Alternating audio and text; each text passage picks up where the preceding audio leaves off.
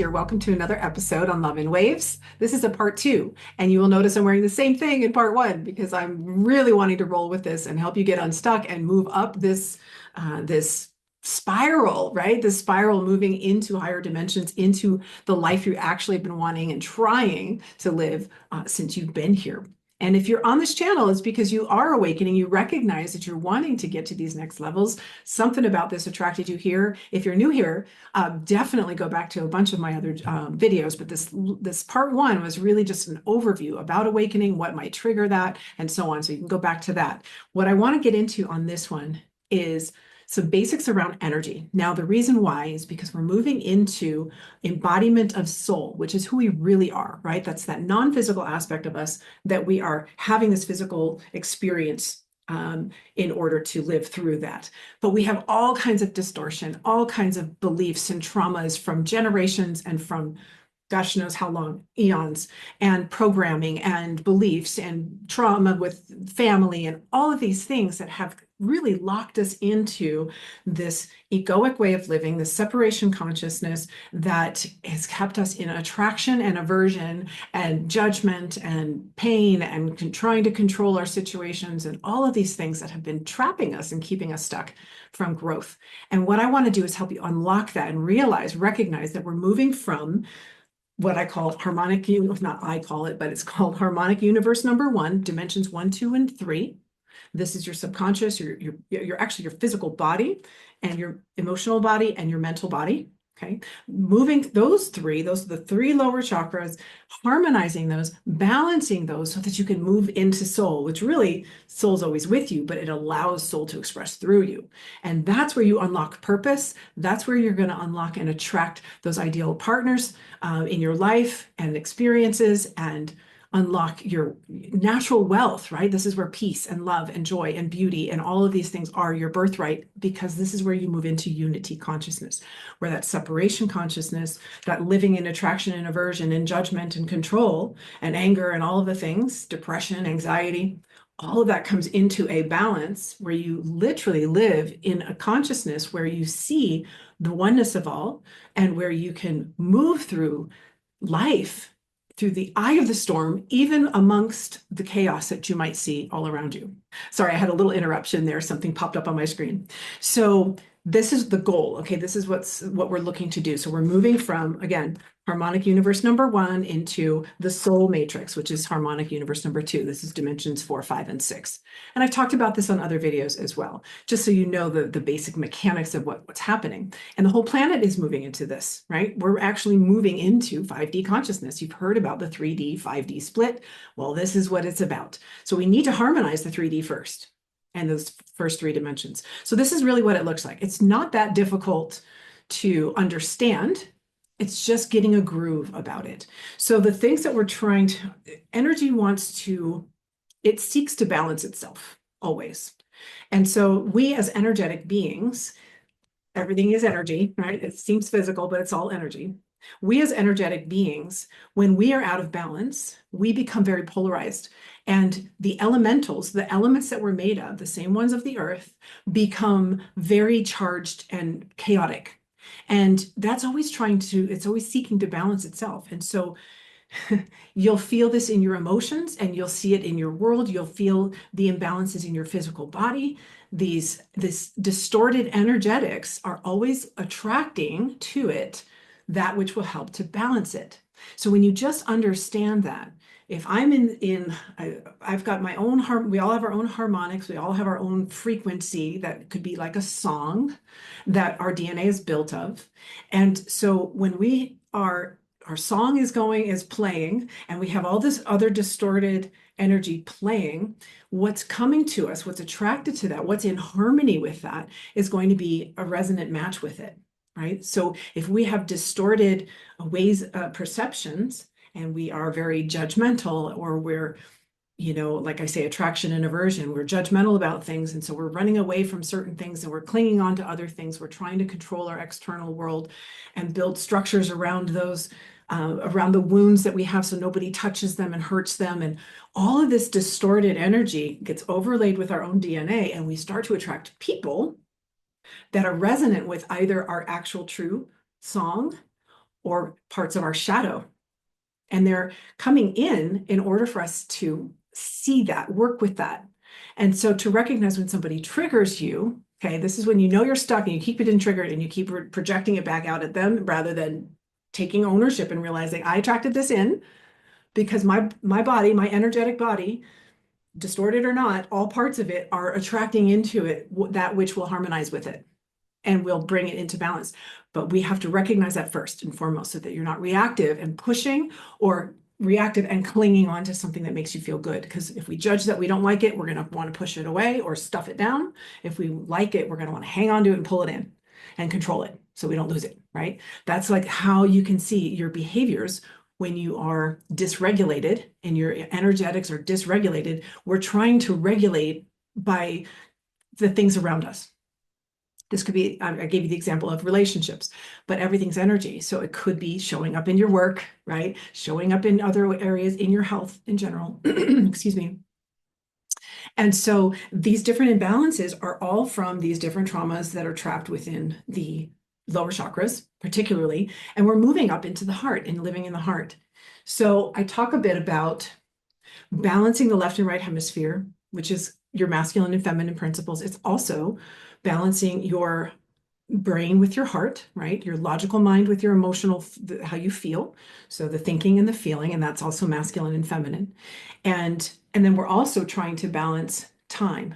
We're trying to come into the now instead of projecting into the future with anxiety or dwelling in the past with depression and recreating that. So we're really balancing three sets of things here. Our left and right hemisphere of our brain, so really checking the ego itself, how we're reacting, different beliefs we might have, and how that's the different programming that we've had from our environment, from our upbringing. That's something that will need to be challenged and looked at, right? But then also how we're feeling about things. Because what happens is, depending on your level of perception, right, how much duality you're living in would be lower on the scale of consciousness, and less duality as you move more into unity, then you'll be in the higher scales and you'll have less push-pull, less attraction aversion. So this is a spiral that you go through as you're growing. So you'll recognize when you're, depending on that level that you're at, you're going to attract within that bandwidth thought forms that you're able to pick up on and that resonate with your core resonance, right? That I was talking about, that's made up of your shadow and also your truth. That core resonant frequency is going to attract thought forms that match it, or you might generate some of your own thought forms, right? That match that bandwidth. That's what you have access to from a frequency standpoint. And then your emotional body reacts to that or can take a pause and be proactive about how it's feeding the thought. Because how we create is we bring that thought in and we hold it, we add emotion to it, whether it's positive or negative, you're creating, and we add emotion to it, and then it comes into our physical world. That's how we are birthing from the non-physical to the physical. So when you start to become really conscious, okay, something's coming in, it doesn't feel good to me. Therefore, I'm going to allow the feeling to just move out without creating that it's true for me or pushing it away, right? Or reacting. I'm just going to let myself sit through that feeling, allow the feeling to just play out because it's hitting a trauma, right? If it doesn't feel good, it's hitting a trauma that was already distorted within you. It's an energetic that wants to balance itself. You allow that to balance. Then you can go to the mind, and I recommend it, and do a little self-inquiry, right? So you can inform the mind, wow, okay, I had that reaction. That didn't feel good. When have I had that before? Is there something that I need to learn about this? Where did this come from? You don't have to go into your history and your childhood consciously because there's no such thing as time anyway. It's just a frequency that might remind you of something, but you don't really need that so much as what is this feeling? What is this thought that created this feeling? And can I challenge that thought? And you can even just ask for a revelation and say, not sure what that was about. I felt through it. If I need to understand something, source consciousness, God, universe, please deliver a revelation for me. And then you go about your day. That's how you balance out just the energetic of what's coming in for you. Now, also, though, recognize that since we like things and we want to hang on to things, that's equally not, quote unquote, going to help you move up the spiral, because in the 5D, in the higher realms, in that soul matrix, right, 4, 5, and 6, there is no judgment. There is no right or wrong, good or bad, or black or white. There still is the energetics of duality of masculine and feminine, but they're in harmony. So there's no duality in terms of creation. So in moving to that, we have to recognize that there are things that we love that we want to hang on to, right? And extra celebrate because it feels good and we're labeling it as good. And so we want more of that. And that's where what is born with that is the fear of the loss of that. And that's where fear comes in. And that's where controlling behaviors can come in, or the euphoria, or the glamour, or the trying to hang on to these outside things, thinking that that's the source of what feels good. In reality, again, it's a reflection of a part of you that's being reflected to you that is pleasurable because it feels in resonance with you. You allow for that feeling to happen, enjoy it, be in the moment with it, allow it, but then let it go. Okay, instead of clinging on to it, let it go and just be like, that was beautiful. More of that, please. And then move forward with your day. You don't have to process the emotion, but I want you to be just as equally aware of something that feels quote unquote good to you as what feels not so good to you. So this is how you're able to balance your masculine and feminine sides in terms of the mental and the emotional, right? And this is also how you're balancing the mental and the emotional from moving into the heart when it comes to making other choices. And so let's say something comes into your life. Again, this could be with your relationships, with your business, with your health, anything in your life. Something comes in, which again is just a resonant match to where you're at. And of course, your higher self knows your soul knows your intention. And therefore it's wanting to, that spiritual will is coming alive and it's wanting to pull you to that next level. Okay. That next part of that spiral so that you can live your best life that you came here for, the soul growth, the soul living. And so something comes up, you do the emotional part, you do the mental part, but then how do you align now? What is right for you to do in order to do thy will and actually shorten the timelines, right? You're actually collapsing other timelines and being able to jump on a higher timeline to get to what your soul's wanting to express through you, your purpose, and your authenticity faster. And so that's where you really want to sink into the heart. So that whole situation happens, something comes to you, you deal with it, and then you get present for a moment. You can go to the mind, like I said, but then you really want to sink into the heart. What is there for me to do now? What is next?